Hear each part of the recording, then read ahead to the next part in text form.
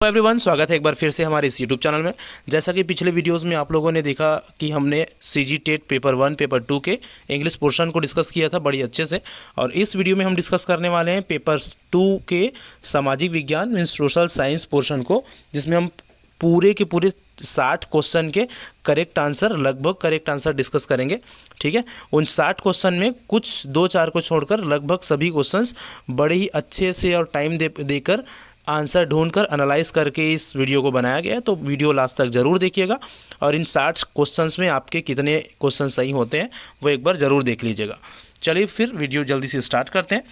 तो सबसे पहला क्वेश्चन था सामाजिक विज्ञान का कि सम्राट अशोक के इतिहास जानने का मुख्य स्रोत अभिलेख है, उसमें अरमाइक भाषा के कितने अभिलेख प्राप्त है। तो अशोक का जितने भी अभिलेख प्राप्त है उसमें अरमाइक भाषा के भी कुछ अभिलेख थे। उसमें तो ऐसे अभिलेख कितने हैं जो अरमाइक भाषा के हैं, तो वो है 3। तो सही आंसर इसका हो जाएगा डी। चलो सेकंड क्वेश्चन देखते हैं इस पोर्शन का, तो जो कि है क्वेश्चन नंबर 92। तो सुप्रीम कोर्ट ने कार्यस्थल में महिलाओं के साथ छेड़छाड़ के मौलिक अधिकारों का हनन का अपराध मानने वाला विशाखा दिशा निर्देश कब जारी किया गया। तो इससे आप याद रखेंगे, ठीक है। तो ये जारी हुआ था, आप सभी याद रखेंगे, 1997 में विशाखा दिशा निर्देश सुप्रीम कोर्ट का। ठीक है, तो इसका सही आंसर हो जाएगा बी, 1997। चलिए तीसरा क्वेश्चन देखते हैं। तो तीसरा क्वेश्चन है पंचतंत्र का फारसी भाषा में अनुवाद करने वाले लेखक का नाम है। तो पंचतंत्र को फारसी भाषा में अनुवाद अबुल फजल ने किया था, अबुल फजल, सॉरी। ठीक है, नाम याद रखेंगे, अबुल फजल ने पंचतंत्र का फारसी भाषा में अनुवाद किया था। तो सही आंसर हो जाएगा बी। इसके बाद अगला क्वेश्चन था सम्राट अशोक ने पहली धर्म यात्रा निम्नलिखित स्थान पर की थी। तो ये बहुत ही आसान क्वेश्चन है जिसका आंसर लगभग सबको पता होगा। बोध गया की यात्रा किया था सम्राट अशोक ने सबसे पहले धर्म यात्रा। ठीक है, तो इसके बाद हम नेक्स्ट क्वेश्चन में चलते हैं, क्वेश्चन नंबर 95 में।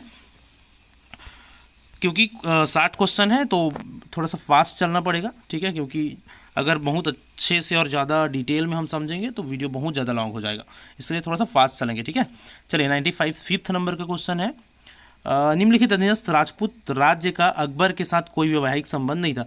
तो अकबर ने जैसलमेर, बीकानेर और आमेर के साथ वैवाहिक संबंध स्थापित किए थे।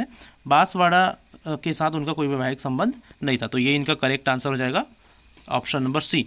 नेक्स्ट क्वेश्चन है मुक्ति का साधन भक्ति मार्ग बताने वाले भक्ति आंदोलन के प्रथम संत का नाम क्या था। तो देखिए शंकराचार्य के बाद जो दूसरा नाम आता है वो है रामानुज।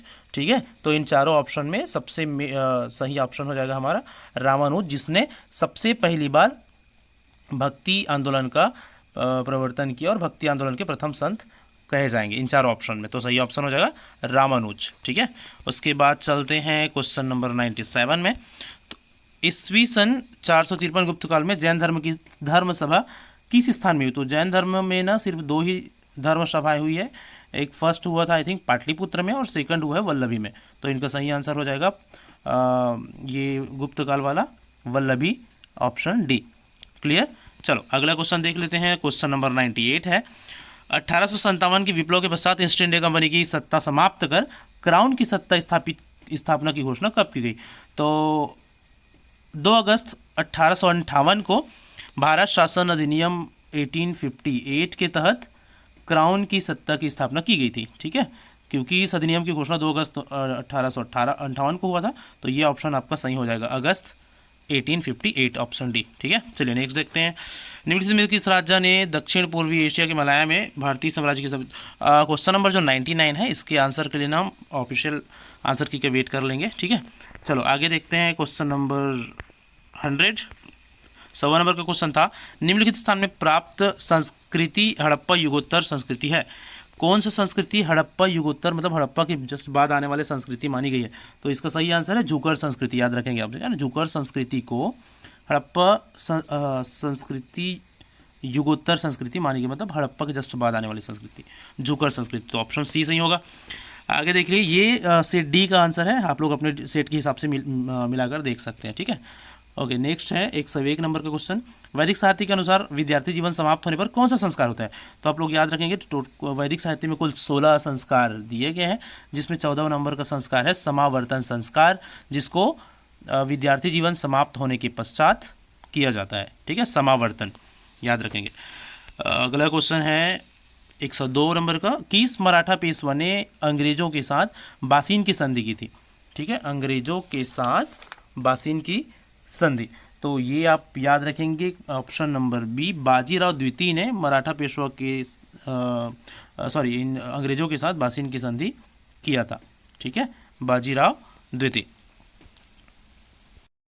हमारा अगला क्वेश्चन है, सूफी धर्म में ईश्वर से एकात्म प्राप्त करने के साधनों में एक है समा। इसका अर्थ है, समा जो वर्ड आया है यहाँ पर, इसका क्या अर्थ है ऐसा बोला गया है सूफी धर्म के अनुसार, तो समा का अर्थ होता है ध्यान। ठीक है, आप लोग याद रखेंगे समा का अर्थ क्या हो जाएगा सूफी धर्म के अनुसार, ध्यान। तो ऑप्शन सी इसका सही आंसर होगा।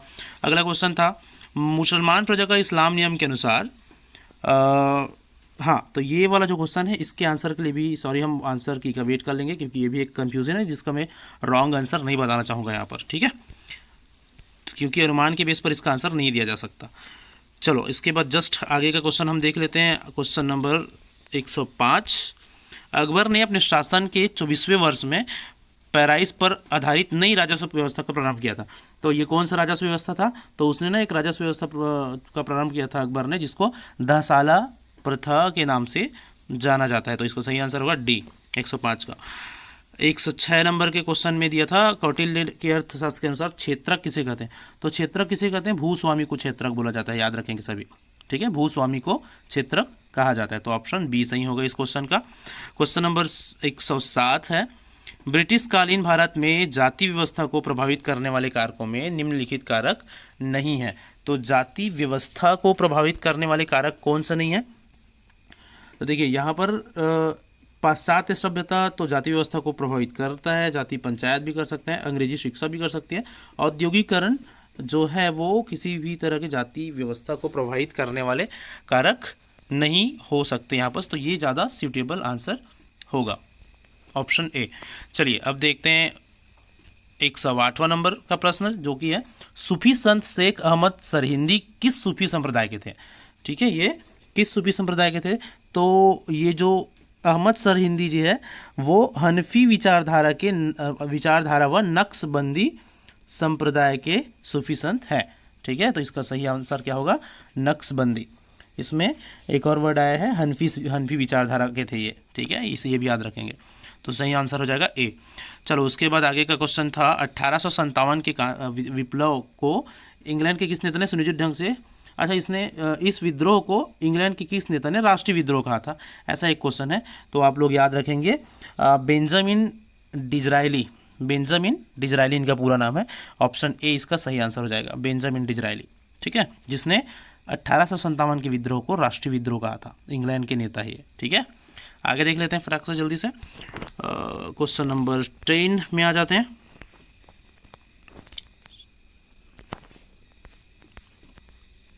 चलिए क्वेश्चन नंबर 10 है, ऋग्वेद में 10 राजाओं के संघ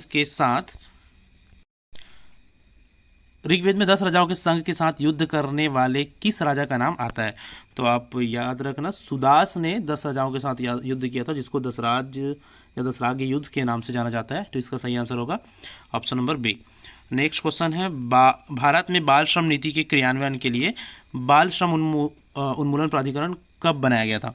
तो 111 का सही आंसर आपका हो जाएगा 1994। ये 26 सितंबर 1994 को बाल श्रम उन्मूलन प्राधिकरण का ये गठन किया गया था। ठीक है, उसके बाद आगे देखते हैं, निम्नलिखित किस संत को गौरांग महाप्रभु कहा जाता है?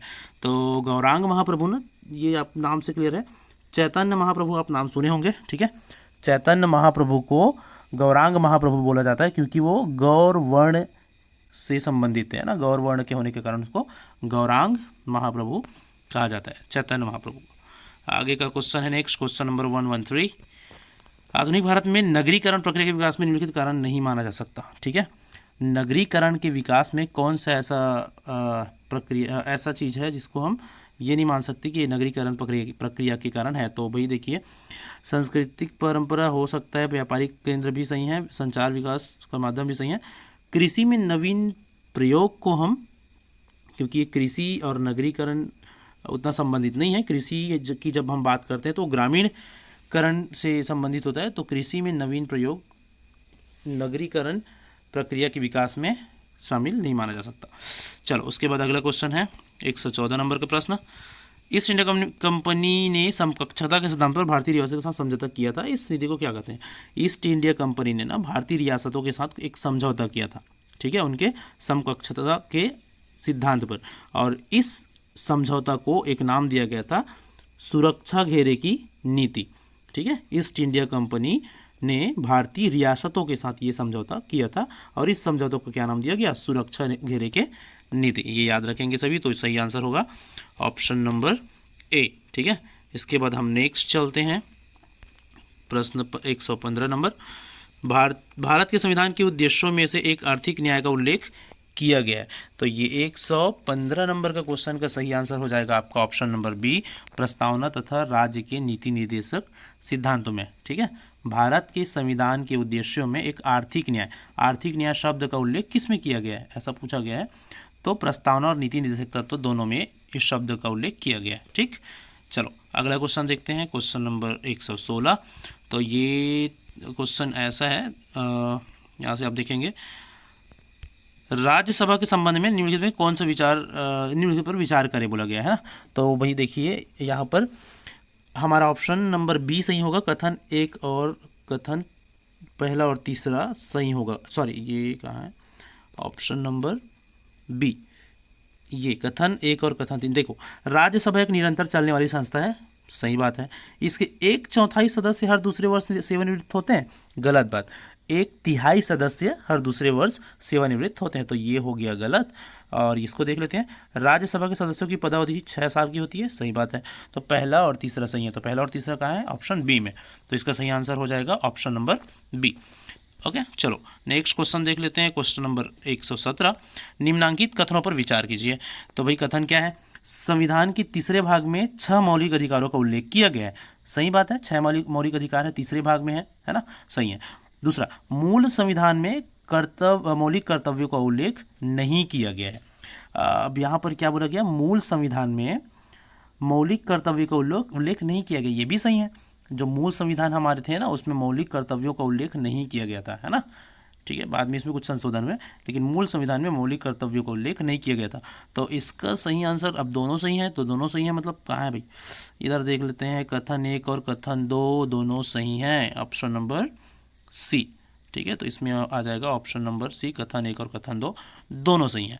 चलिए अभी चल लेते हैं नेक्स्ट क्वेश्चन, क्वेश्चन नंबर 18 में। Where is question number 18? Okay, यहाँ पर है। निम्नलिखित में से कौन सी समिति केवल निचले सदन की है? तो ऐसा समिति जो सिर्फ निचले सदन, ठीक है, भारतीय संसद के 2 सदन हैं, जिसको लोकसभा और राज्यसभा के नाम से जानते हैं।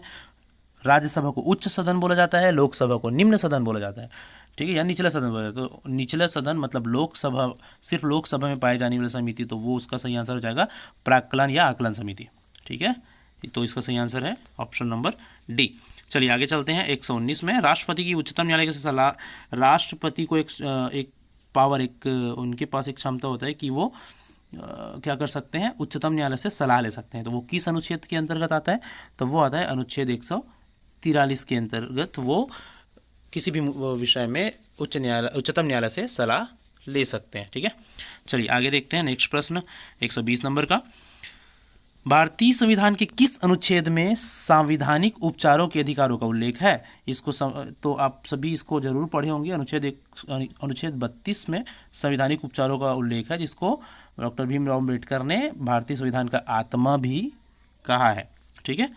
चलिए बहुत इंपॉर्टेंट है प्रश्न, इसको हमेशा याद रखिएगा। आगे चलते हैं 119 नंबर के प्रश्न में। ऐसा मूल अधिकार जो भारतीयों को भी प्राप्त है, ऐसा कौन सा मूल अधिकार है इन चारों में जो भारतीयों बोल रहा हूँ मैं, विदेशियों को भी प्राप्त है, विदेशी लोगों को, है ना। तो लोक नियोजन के विषय में अवसरों की समानता, ये तो विदेशियों को प्राप्त नहीं है। अल्पसंख्यकों शैक्षिक संस्थाओं की स्थापना, ये भी सिर्फ हमारे देश वालों को प्राप्त है।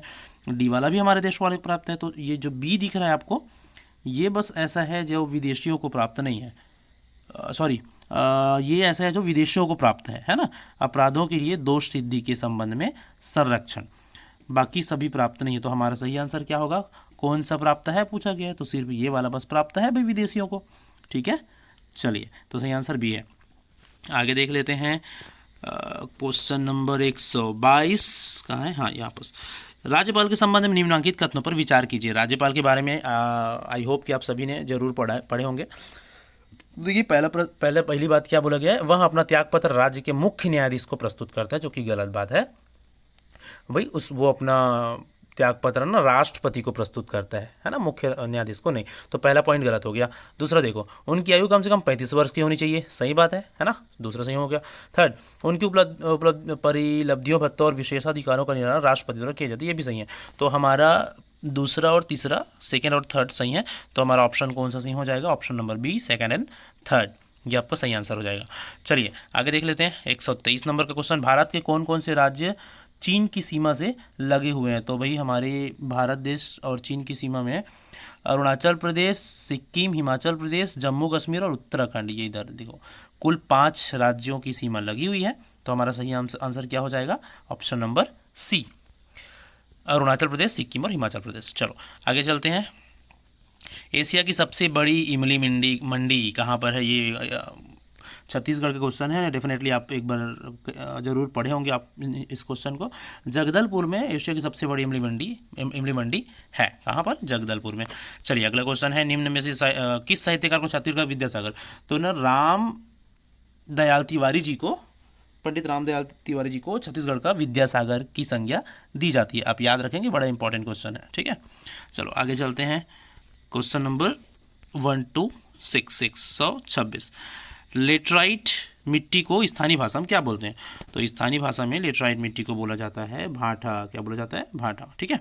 अगला क्वेश्चन है, इसमें आप देखेंगे भूमकाल का विद्रोह किस सन में हुआ था? तो बहुत ही आसान क्वेश्चन है, कई बार आया हुआ है। भूमकाल का विद्रोह हुआ था 1910 में, जिसके नेता कौन थे? गुंडाधुर, ठीक है। चलिए आगे देखते हैं। महारानी वाष्टा द्वारा स्थापित सिरपुर या विष्णु मंदिर, जिसको लक्ष्मण मंदिर के नाम से जानते हैं, की प्रशस्ति रचना किसने की थी? तो इसकी प्रशस्ति रचना ना कवि ईशान ने किया था। किसने किया था? कवि ईशान ने। Option number B. आगे का क्वेश्चन है, भारत का पहला परमाणु ऊर्जा संयंत्र कहाँ है भाई? तो ये है तारापुर में, जो कि है महाराष्ट्र में, और इसका निर्माण हुआ था 1969 में, ठीक है। पहला परमाणु ऊर्जा संयंत्र। आगे चलते हैं। निम्नांकित में किसे अश्वक्षांश भी कहते हैं? अश्वक्षांश। तो उष्णकटिबंधीय उच्च दाब पेटी को ही हम अश्वक्षांश के नाम से जानते हैं, जो कि दोनों गोलार्ध में, उत्तरी गोलार्ध और दक्षिणी गोलार्ध में पाया जाता है, ठीक है, अश्वक्षांश। आगे चलते हैं। 131 नंबर का प्रश्न, गज किला कई बार आया हुआ है। गज किला रतनपुर, जो बिलासपुर में स्थित है ना, गज किला, याद रखेंगे सभी। Next question is question number 132 इसको देख लेते हैं क्या है इसमें। तो ये है IES दिल्ली द्वारा प्रतिष्ठित उद्योग रत्न अवार्ड, है ना, इंस्टीट्यूट ऑफ इकोनॉमिक स्टडीज के द्वारा उद्योग रत्न अवार्ड किसको दिया गया था? तो भाई ये प्रेम सागर मिश्रा जी को दिया गया था, याद रखेंगे, है ना, प्रेम सागर मिश्रा जी को दिया गया था। सही आंसर हो जाएगा आपका ऑप्शन नंबर ए। चलो आगे देखते हैं। 133 नंबर, भारत का सर्वाधिक जनसंख्या घनत्व वाला राज्य? तो ये सभी जानते हैं, बिहार है ना, सर्वाधिक जनसंख्या घनत्व 2011 की जनगणना के हिसाब से, है ना। तो वही अभी हमारा आखिरी डेटा है, तो उसी को यूज़ करते हैं अभी तक। निम्नांकित में से कौन सी भू आकृति नदी द्वारा बनाई जाती है? तो पता है, नदी द्वारा ना गॉर्ज कैनियन और गोखुर झील, ये तीनों आकृति बनाई जाती है। तो इसका सही आंसर होगा आपका ऑप्शन नंबर डी, 1, 2 एंड 3, तीनों नदी द्वारा बनी हुई आकृतियों के नाम हैं, ठीक है, याद रखेंगे आप। उसके बाद अगला क्वेश्चन है, भारत की मुख्य पर्वत श्रेणियों व उनके शिखर को सुमेलित कीजिए। तो हमने पहले ही सुमेलित कर लिया, देख लीजिए आप। अरावली पर्वत का शिखर है गुरु शिखर, नीलगिरी का है डेटा बेटा, सतपुड़ा का है धूपगढ़, और पश्चिम घाट का हो गया अनाई मोड़ी, है ना। तो ये कौन सा है भाई? ऑप्शन नंबर सी में ये मैच कर रहा है। आप अपने सेट के हिसाब से देख लेंगे, ठीक है, ये मैंने मैच करके कर दिया पहले। चलो उसके बाद अगला क्वेश्चन में हम चलते हैं, क्वेश्चन नंबर 136 में मोहो असंबद्धता पाई जाती है। मोहो असंबद्धता, ठीक है, इसको इंग्लिश में आप देखेंगे ज़्यादा अच्छे समझ में आ जाएगा। क्या है? मोहो डिसकंटिन्यूटी। तो ये बिटवीन क्रस्ट एंड मेंटल और क्रस्ट, मतलब भू प्रॉपर्टी और मेंटल के बीच में ये असंबद्धता पाई जाती है। इसको डिटेल और कभी देखेंगे, आप पढ़ सकते हो, ठीक है। भूगोल बड़ा इंटरेस्टिंग एक विषय है। चिंगरापार जलप्रपात कहाँ है? चिंगरापार जलप्रपात है गरियाबंद में, याद रखेंगे, ठीक है। चिंगरापगार जलप्रपात कहाँ है? गरियाबंद में। समरसेत अभ्यारण्य कहाँ है? तो समरसेत अभ्यारण्य है वो सरगुजा में, ठीक है। छत्तीसगढ़ के जितने भी अभ्यारण्य और जलप्रपात है बड़े अच्छे से पढ़ लीजिए, बहुत सारे पेपर में आते रहते हैं। ओजोन की परत वायुमंडल के किस स्तर में? तो समताप मंडल में ओजोन का परत पाया जाता है। ओजोन परत जो कि ऑक्सीजन का ही एक रूप है, जो हमको सूर्य से आने वाली अल्ट्रावायरस किरणों से बचाती है। तो ऑप्शन हो जाएगा बी। लोकगीत लेजा, लेजा एक लोकगीत का नाम है छत्तीसगढ़ का, वो कहाँ प्रसिद्ध है? तो ये ना बस्तर में आदिवासी बहुल क्षेत्रों में ये फेमस है और प्रसिद्ध है लेजा लोकगीत। कहाँ? बस्तर। क्वेश्चन नंबर 141, एक शिक्षक को सामाजिक विज्ञान पढ़ाते समय किस पर ध्यान केंद्रित करने का प्रयास करनी चाहिए? तो हमको सामाजिक विज्ञान पढ़ाते समय तथ्यों, मूल्यों और पैटर्न पर ध्यान देते, तो मूल्यों का विकास करना बहुत ज़रूरी है तो सामाजिक विज्ञान में, ठीक है। बाकी और भी ऑप्शन है मिले कि मूल्यों पर नहीं बोला गया तो ये तो यहीं पर से कट गया था, है ना। तथ्यों पर नहीं, तो कोई किसी एक पर उसमें हम ध्यान नहीं देंगे, बाकी दोनों तीनों सभी पक्षों में ध्यान देना चाहिए, तभी सामाजिक विज्ञान का पढ़ाई करना क्या हो जाएगा? सफल या अच्छा होगा। क्वेश्चन नंबर 142 है, कक्षा में व्यवहारिक शिक्षा के विचार का अर्थ है कि शिक्षा किस पर लागू हो? अब व्यवहारिक शिक्षा की जब भी हम बात करते हैं तो ऐसी शिक्षा को हम व्यवहारिक शिक्षा बोलेंगे जो ना समाज समाज के साथ या समाज में रहकर उस शिक्षा को हम व्यवहार में ला सके। समाज मतलब कोई भी दूसरे लोग, व्यक्ति, तो उनके साथ हमारा व्यवहार कैसा है, ठीक है, वही तो व्यवहारिक शिक्षा है। तो समाज इसका सही आंसर हो जाएगा और होना चाहिए। 143 नंबर का प्रश्न आप देखेंगे, परियोजना पद्धति किसके व्यवहारिक दर्शन पर आधारित है? तो ये ना प्रोजेक्ट मेथड आप लोग पढ़े होंगे जॉन डेवी के द्वारा, है ना, जॉन डेवी। परियोजना पद्धति आपने देखा कि छात्र सामाजिक विज्ञान की कक्षा में पूर्वाग्रह प्रदर्शित करते हैं, आपकी सबसे उपयुक्त प्रतिक्रिया क्या होगी?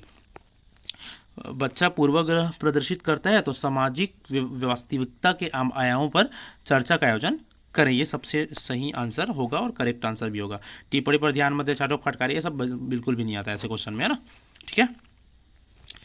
आगे देख लीजिए 145, नया पाठ्यक्रम शुरू किया जाना चाहिए। तो देखो हिंदी में जब हम चलते हैं तो थोड़ा कन्फ्यूज़न होता है, अचानक तो नहीं कर सकते, लगातार भी नहीं आएगा, है ना। ये हिंदी को हम देखते हैं नया पाठ्यक्रम शुरू किया जाना चाहिए तो धीरे धीरे, ठीक है, या आराम से कोई भी नया पाठ्यक्रम हमको शुरू करना चाहिए ताकि बच्चे उसको समझे। यहाँ पर हम देखते हैं new curriculum should be started, तो ये ग्रेजुअली, है ना, ग्रेजुअली और रिलेटिवली थोड़ा सा संदेह है, लेकिन इसका सही आंसर हम धीरे धीरे को ही लेंगे, मतलब धीरे धीरे आराम से समझते हुए नया पाठ्यक्रम को शुरू किया जाना चाहिए, ठीक। आगे देख लो 146 नंबर का क्वेश्चन, क्या उपयोग करने की अनुशंसा की जाती है जब किसी पाठ्यक्रम के विषय या क्षेत्र में बहुत अधिक जानकारी हो? किसी भी पाठ्यक्रम के विषय में या किसी टॉपिक पर बहुत अधिक जानकारी जब होती है ना, तो व्याख्यान विधि सर्वोत्तम विधि होती है और यही सजेस्ट किया जाता है व्याख्यान विधि को। तो इसका सही आंसर होगा ए। क्वेश्चन नंबर 147 में चलते हैं, छात्रों की गुणवत्ता का मूल्यांकन करने के लिए उपयोग की जाने वाली स्कोरिंग गाइड को कहा जाता है? तो इसको कहा जाता है रूब्रिक। क्या कहा जाता है? रूब्रिक इसका सही आंसर होगा। अब 48 नंबर का क्वेश्चन में चल लो भाई, 48 नंबर हाँ, निम्नलिखित में से कौन सी सामाजिक विज्ञान में नई अवधारणा है? सामाजिक विज्ञान में नई अवधारणा क्या है? मानव संबंधों और समाज की बेहतरी का अध्ययन करना, ये सामाजिक विज्ञान का नई अवधारणा हो जाएगा। 149 को देख लो, कक्षा प्रबंधन की वह तकनीक जिसमें शिक्षा के अनियंत्रित छात्र को शेष कक्षा से हटाकर नकारात्मक व्यवहार को दंडित करता है, तो वो क्या कहलाएगा? तो ये शारीरिक दंड कहलाएगा भाई, है ना। नकारात्मक व्यवहार को दंडित करना क्या कहलाएगा? शारीरिक दंड कहलाएगा। सही आंसर ये है। बाकी ये वाला क्वेश्चन के लिए भी हमको आंसर की वेट कर लेना चाहिए। 2-4 क्वेश्चन ऐसे हैं इन पूरे 60 प्रश्नों में जिसके लिए हम श्योर नहीं है और वो ऑफिशियल आंसर की ही बता पाएगा उसकी श्योरिटी, ठीक है। हम इसमें सिर्फ अनुमान लगा सकते हैं ऐसे क्वेश्चनों में, ठीक है। आगे देख लेते हैं 150 नंबर का क्वेश्चन, तो ये बिल्कुल इसमें कोई संदेह वाली बात नहीं है। समूह परियोजनाओं का काम क्या विकसित करना होता है?